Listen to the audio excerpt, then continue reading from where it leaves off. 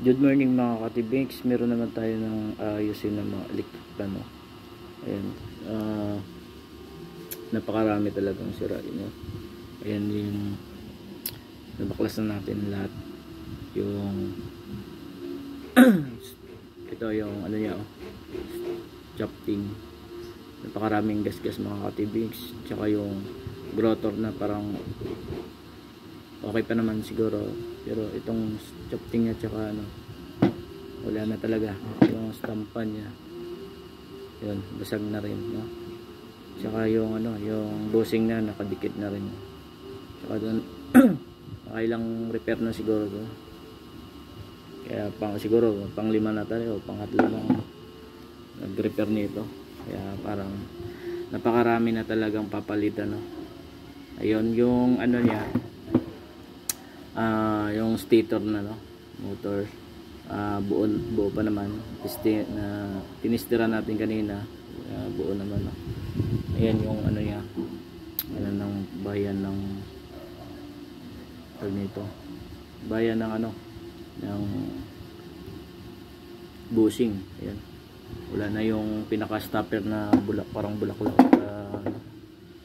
pero yung sa kabila, no, okay pa naman yun sa loob. Tingnan yung mga ka-TBX, na repair na talaga. Iwan ko ilang base na repair to, no? Yun, dual capacitor, no? Yun, dapat bawal na bawal tong ginagawa nila, no? Kasi siguro parang hindi na rin siguro gumana o mahina na. Pwede naman i-dual nyo pag mahina na to, no? Pag kulang na i-supply na, no? Pero pag bago, no, pag i-combine to, kasi alam mo yung supply niya, no? Ito yung supply niya, 2UF, no? 400 volt 50, ano. Kapag ano yan, magko-combine yan pag ano, 2UF equivalent, ano na yun, 4UF na yun, bigla yung ano, kaya minsan nasusunog yung stator, no, yung rewind, dahil sa mga ganon, mga idea ng mga ano, no, iwan ko, ang gumagawa lang nito yung parang experience, no, bago pala na gumagawa lang.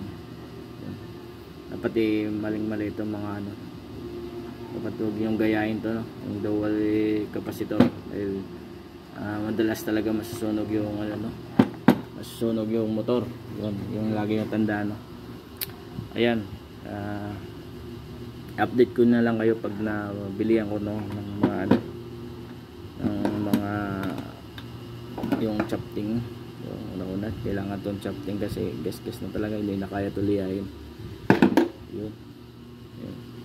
So, buo pa naman yung ano, buo pa naman yung stator natin, so malakas pa na.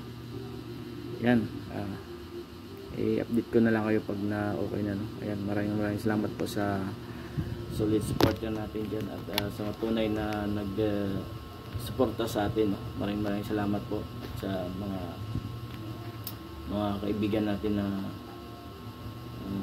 ibang mga bait na kaibigan natin, no? Ayan, maraming salamat po, at supportan nyo pa yung Facebook page ko, Kanto Mix TV Vlog, at para lagi tayong masaya mga ka-TBX. At yung ano pala, yung YouTube channel po, at supportan nyo yung YouTube channel ko, Kanto Mix TV Vlog, para makamit din, para kumita rin tayo doon, no? Ayan, supportan nyo pa po. May salamat.